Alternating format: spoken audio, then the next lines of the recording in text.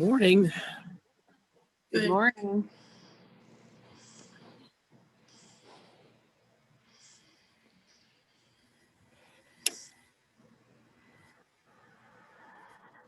How's the weather out in Indiana? Drizzly this morning. At least when I was out. Yeah, you're getting snow? We got a little bit of snow overnight. It's not on the grass, but well, I guess it's still falling just a little bit. Snow.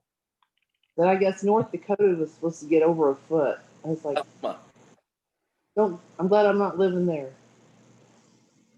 And keep it out there. Morning, everyone. Good morning. Good morning. Steve is here where he can hear, but he's not going to log on himself. So he's Good morning. Good morning, Steve. Good morning. Backbencher. yeah, he's hoping to sneak out fairly soon and be able to combine beans, but Mother Nature has finally decided to give us some rain, so not sure whether that's going to work or not. They're within a day and a half of being done, so they with the beans, so they'd really like to finish it up. We went out for a ride yesterday in the pickup truck. And a lot of corn still standing. Morning. Pardon? So we went out in the pickup truck for a ride, and there's a lot of corn still standing. Yeah. Steve says we have about 1,000 acres of corn left to go, but we're within a day and a half of being done with the beans, and that'll be good. And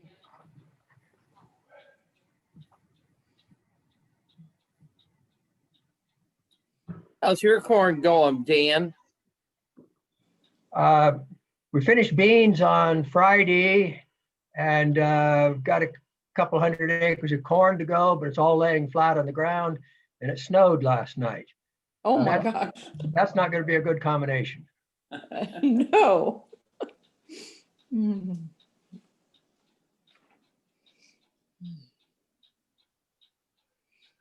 Do I guess that the snow is headed your way? Hope not. I don't think we're actually supposed to get snow. Hope not. Yeah, just rain, I hope. South Bend might get some snow up north, but not down here Okay. in the Sun Belt. Yeah. Yeah, right. Now, Dan, where are you located in Iowa? I'm east of Marshalltown. Which is? It's right in the middle of the state.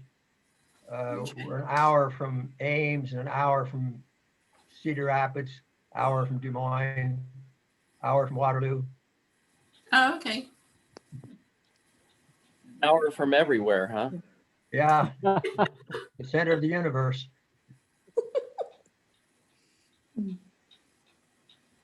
Did you already tell them about your snow on the ground this morning? Yes, I did. I said that. How much? Well, it looked like about 3 inches when I Oh my gosh. went out to feed my chickens. But it'll be gone in an hour or two. It was pretty. And the picture you sent was pretty. Well, it is, isn't it? But it's. I would prefer not to have had it. Yeah. Yeah. It's a A little early. little early for snow, in my opinion. Yeah, I would say so. Although my niece's birthday is tomorrow, and when she was a child, her mother took a picture of her one time in her snowsuit outside in the snow holding her birthday cake. So it has happened in Indiana Yeah. at this time, but it's a little rare.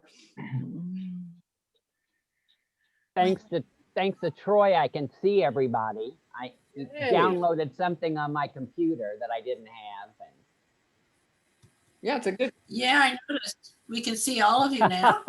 Or all of your I can head. see all of you. You can't see all of me.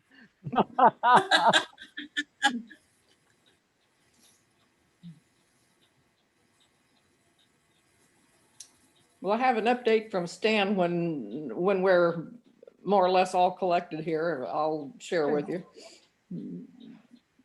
sounds like he's Okay. doing pretty well.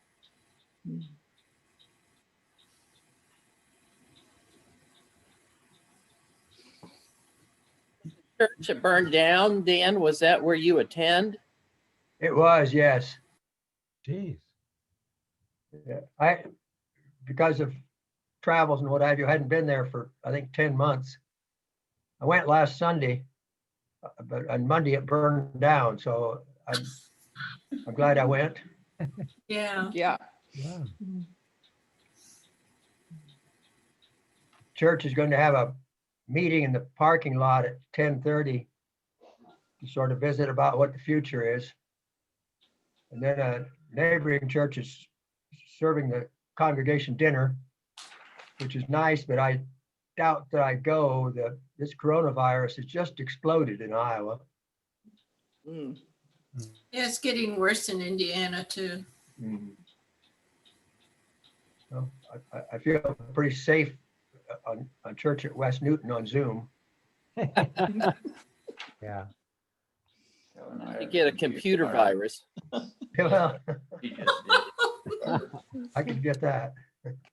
So do they know what caused the fire, Dan? Unfortunately, yes.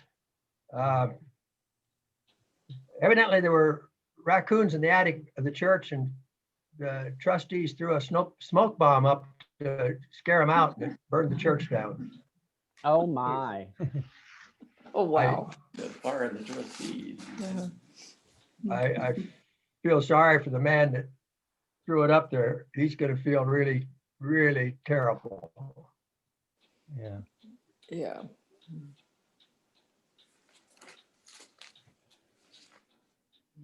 like something off a TV show. About certain trustees.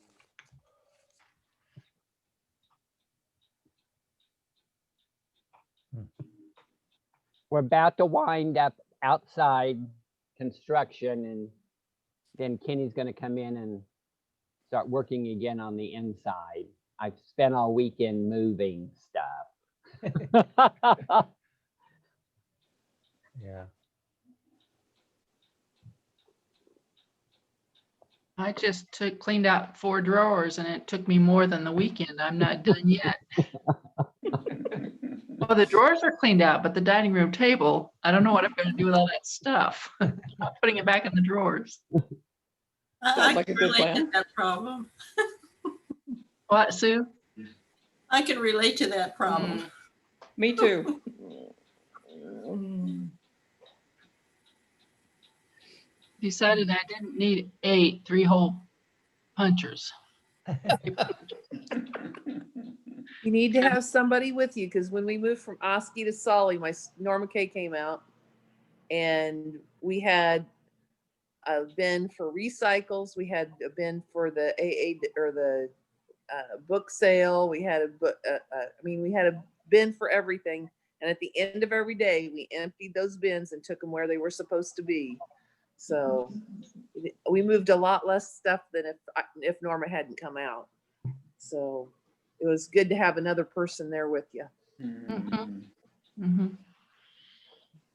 Brenda Cordray used to be probably still is, a person who didn't have anything in her cabinet she didn't need, and she knew she wouldn't need it in a year from now, and she just didn't have stuff around if she didn't need them at all, rather than like I will. Oh, I will need that someday, or somebody else might need it and I can be helpful. I have stuff that sometimes I only use once or twice a year, but when I would need it, I want it. So it's hard to know what to do with that stuff. I try to clean out every 2 years. What I don't need, I may need it tomorrow, but I try to get rid of it. Good for you. Maybe that's who I need here. Mike next door been cleaning out our attic because there's stuff up there that my dad brought over and old furniture we've had, and their kids are all starting to scatter. So they come over and to treasure hunt, they say. So we've gotten rid of tables that were in my family when I was a kid, and they're covered with layers of paint, and They're stripping it out. They're beautiful tables, it turns out. So they were over yesterday and got a day bed or a youth bed that's been up in the attic. So I'm loving it. Yeah, I wish I had family here that could do that, but I don't have anything. A little long ways to go to Arizona, so. I'm accustomed to no family, though. I grew up with just my parents and my brother and I. So there wasn't any family around. They were all in Des Moines.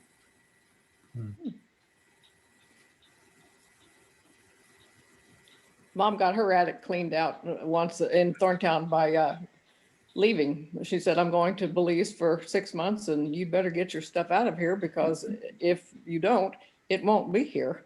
That's hurried us up a little bit.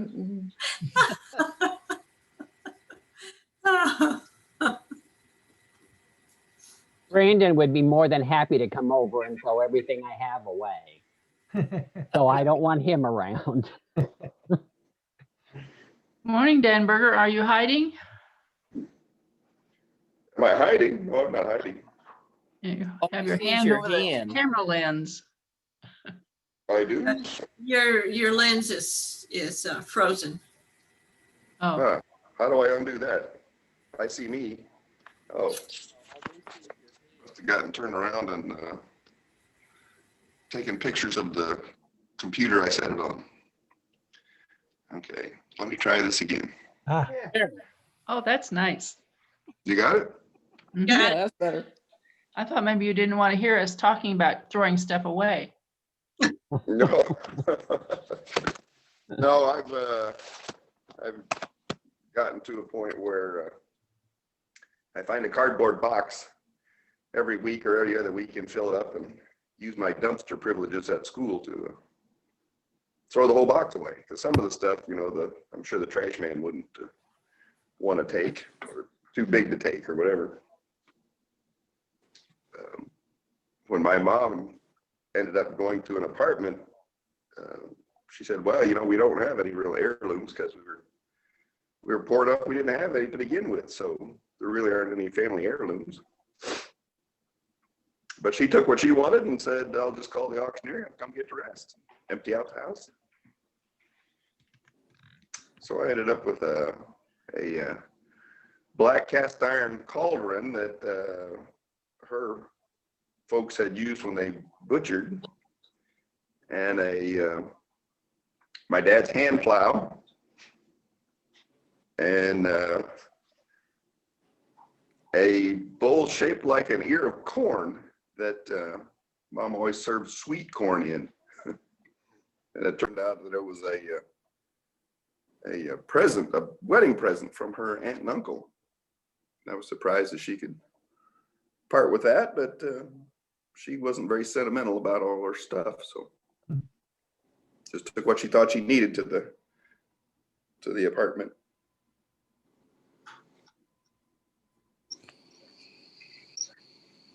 Norma, how did she do yesterday?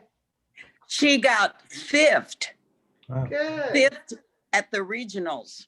good. Oh, I'll send you a picture You need this afternoon. Okay. Yeah, she was so excited. I'll bet. That's wonderful. Yes, that means she gets to go to semi-state next weekend. That's Where the is only, it? and go ahead, Betty. Where is it? Shelbyville. Okay. I was just gonna say, that's the only reason I read the sports section in the Mooresville Decatur Times is to see if Emma's in there. And her picture is nearly always in there someplace. Right. Morning, David. Morning.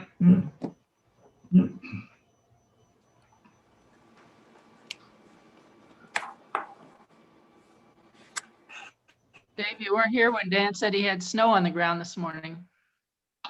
I saw in Oh, wow. early morning weather reports and it was probably going to be the case.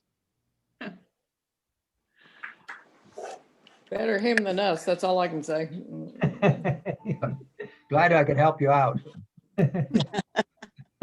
We are not expecting snow this morning. You're We not, get it with Dave? the rain. We've had rain this morning already. Morning, Chris. Morning. Here comes Dinah. Hi. Yeah, Sylvia's. Yeah, my granddaughter in Stewart, His dog. after I talked with you, I checked with her, and There has to be. really, really soggy there in Florida. We've had all the rain we need for a little while. Yeah, that's what she said too. They started letting water out of Lake Okeechobee yesterday. Mm. Time to begin. So are there any joys or concerns to share? I think Lynn said she had an update on Stan Bailey.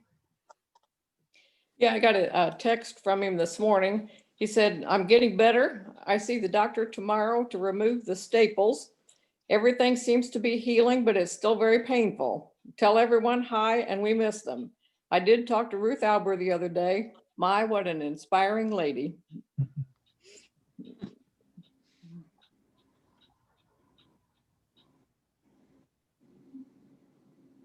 And continue to pray for Chantel, our friend from Quebec. She's still doing in-hospital therapy, looks like for the next 6 weeks or so. So if we could hold her in light and love, that'd be nice. She said she appreciates the prayers.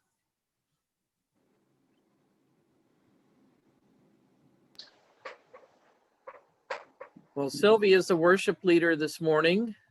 And so if we want to mute ourselves, and when Sylvia's ready, she'll speak out of the silence. And then if you feel led to speak out of the silence following, just unmute yourself.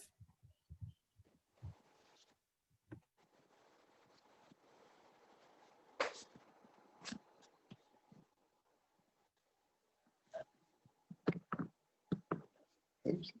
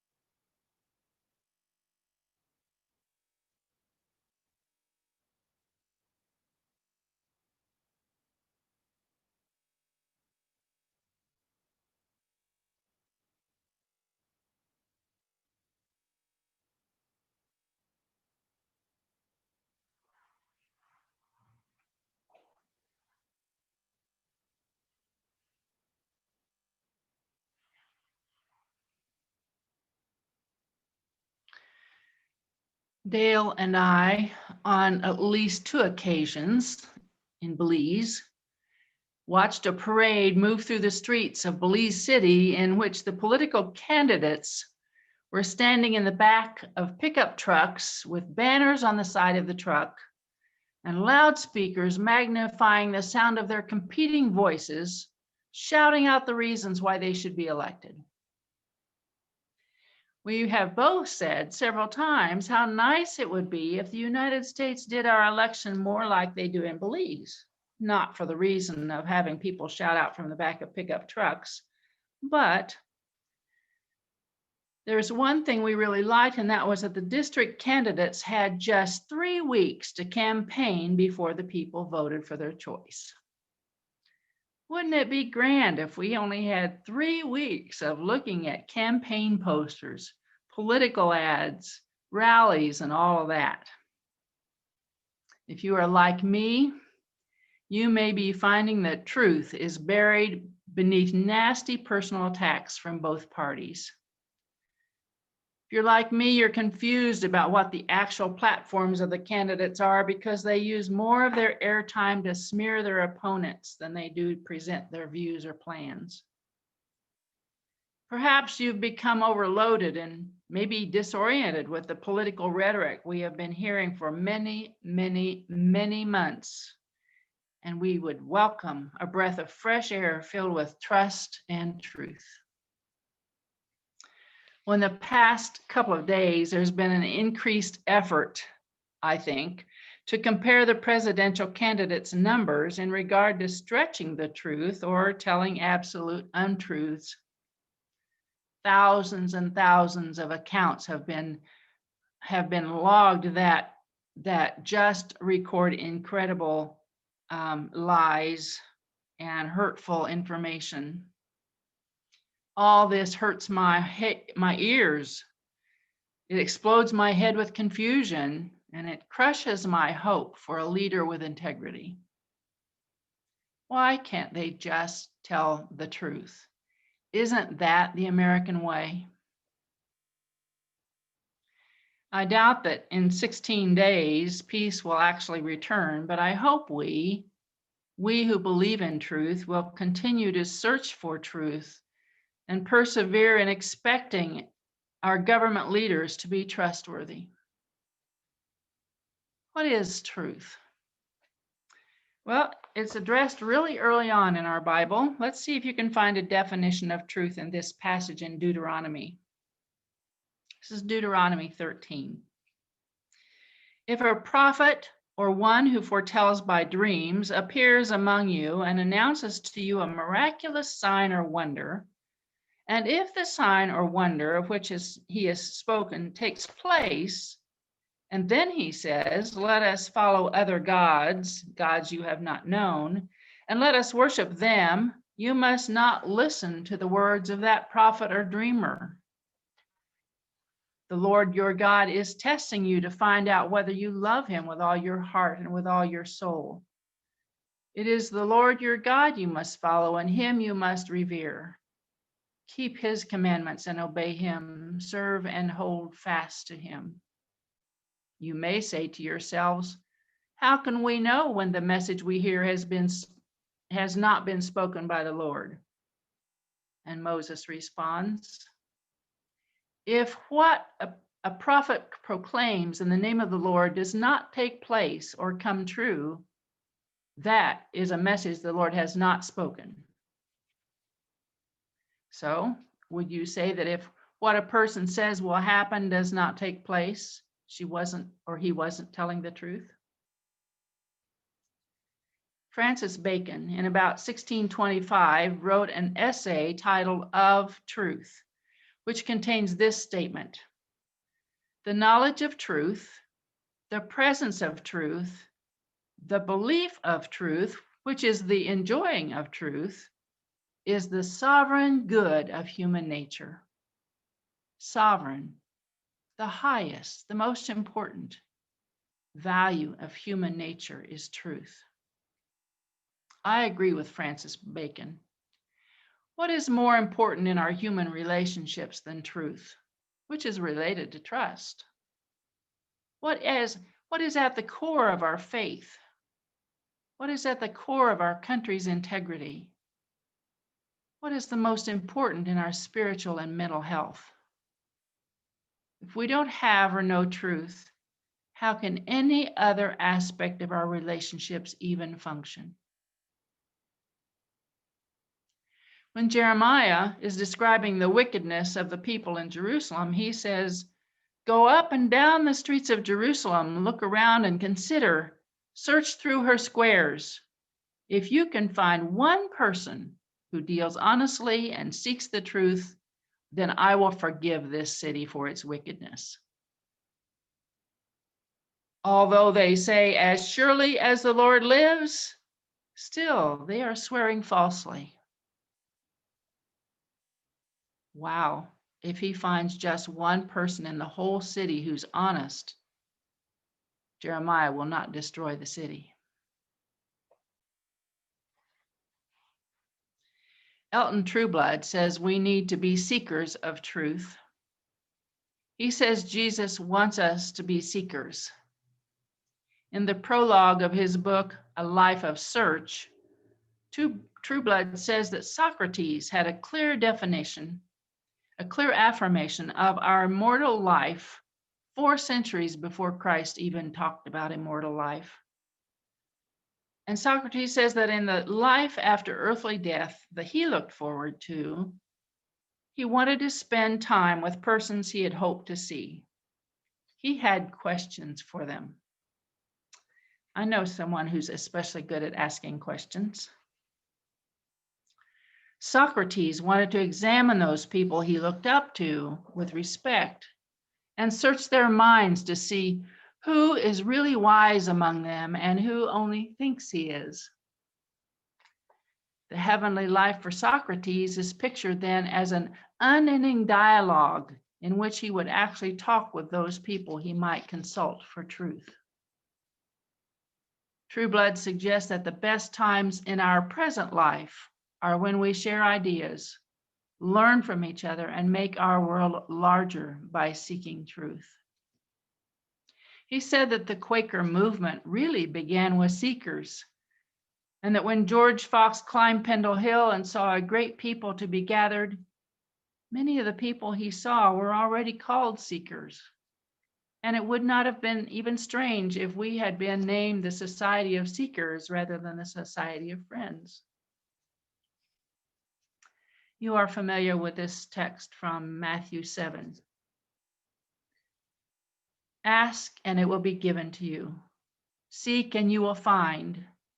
Knock and the door will be opened for you. For anyone who asks receives. He who seeks finds. And to him who knocks, the door will be opened.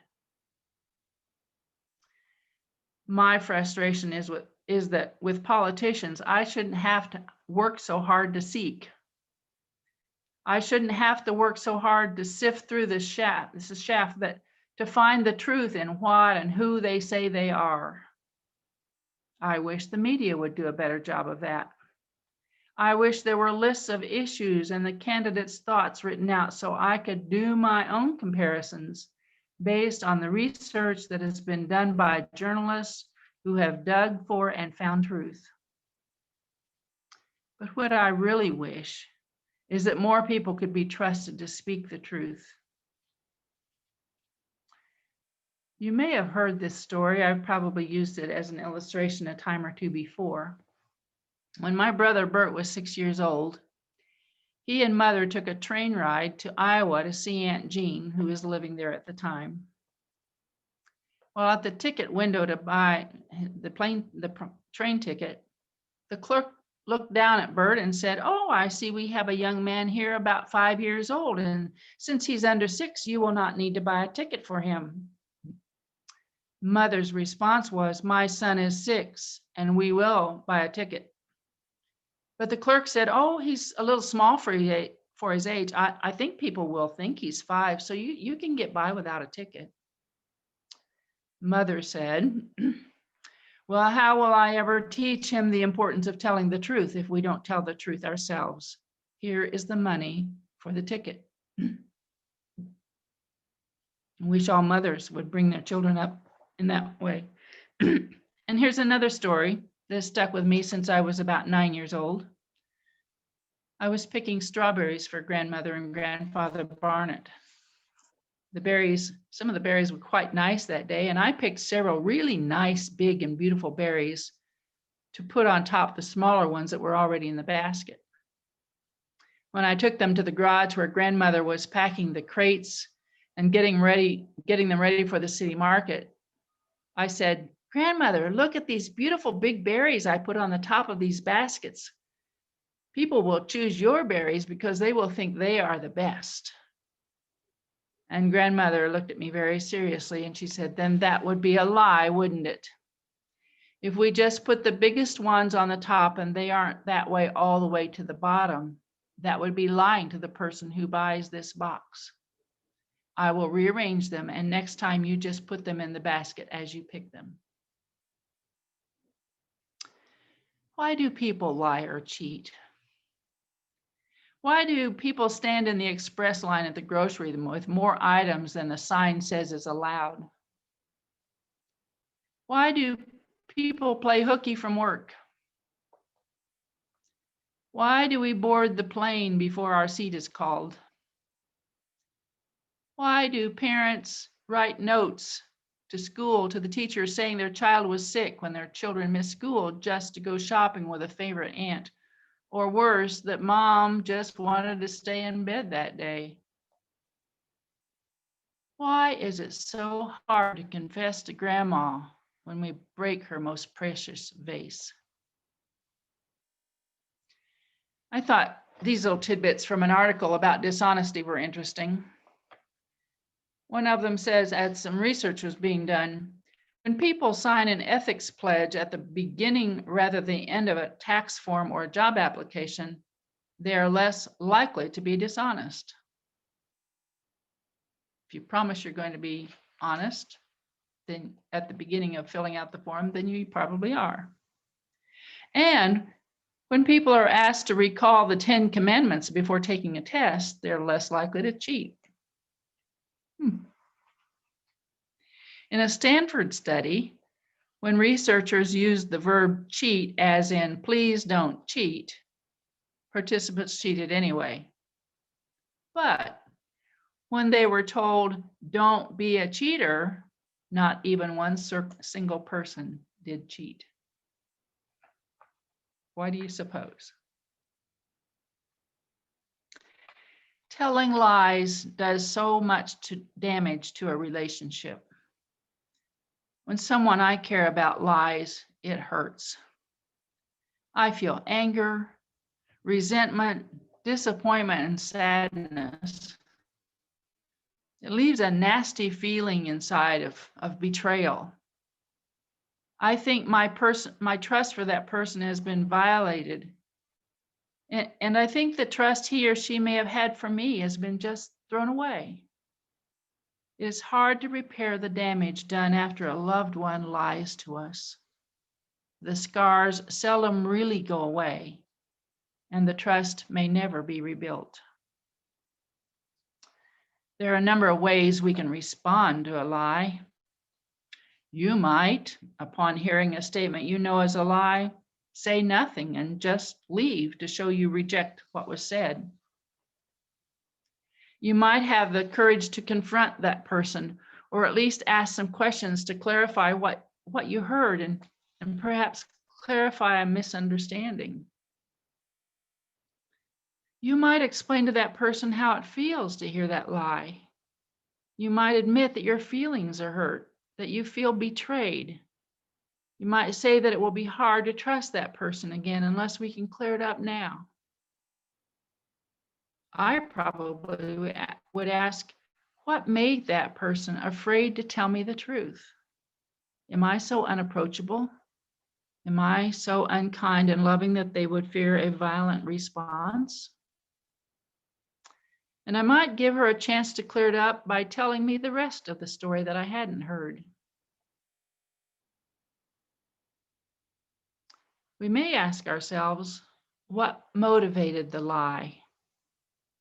Was that person getting some sort of benefit from it? Was that person trying to hide an unacceptable thought or opinion or behavior? when my grandson cut through the cover on my pool table because he was messing around with my circular cutter, he wouldn't confess. I had to ask the whole family before he finally confessed to his mother, who finally confessed to me. Why couldn't he just come to me and say, Gigi, I did something real bad.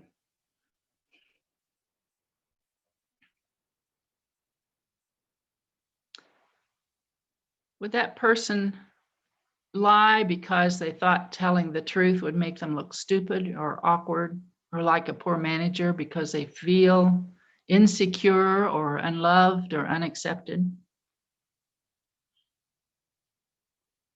In his letter to the Colossians in chapter 3, Paul writes these rules for holy living. Set your mind on things above, not on earthly things such as sexual immorality, impurity, evil desires, greed. Rid yourselves of anger, rage, malice, slander, and filthy language. Do not lie to each other. As God's chosen people, holy and dearly loved, clothe yourselves with compassion, kindness, humility, gentleness, and patience. Bear with each other and forgive whatever grievances you may have against one another. Forgive as the Lord forgave you. And over all these virtues, put on love, which binds them all together in perfect unity. Let the peace of Christ rule in your hearts and be thankful. Let the word of Christ dwell in you richly as you teach and admonish each other with wisdom, with songs of gratitude in your hearts, and do everything in word or deed in the name of Lord Jesus, giving thanks to God the Father through him.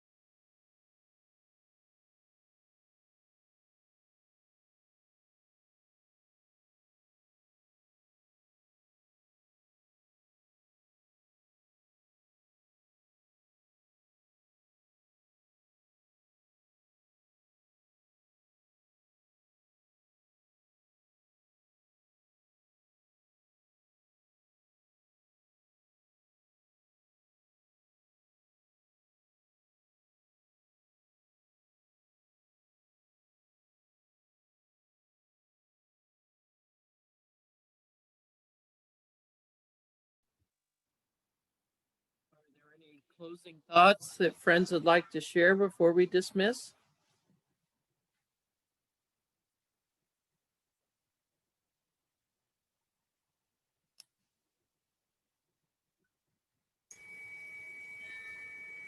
Well, thank you, Sylvia, for your message. I appreciated your message, Sylvia. It's very good. Yes, thank you. I always wondered if it would really be amusing if the child's rhyme, liar, liar, pants on fire, would actually come to pass. Unfortunately, the inferno in Washington might be greater than that in California.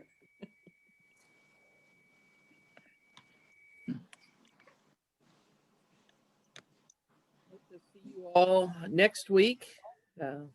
Same time, same channel. And I'll try and remember to send out the links ahead of time. The same link is good all the time. So be well. Thank you.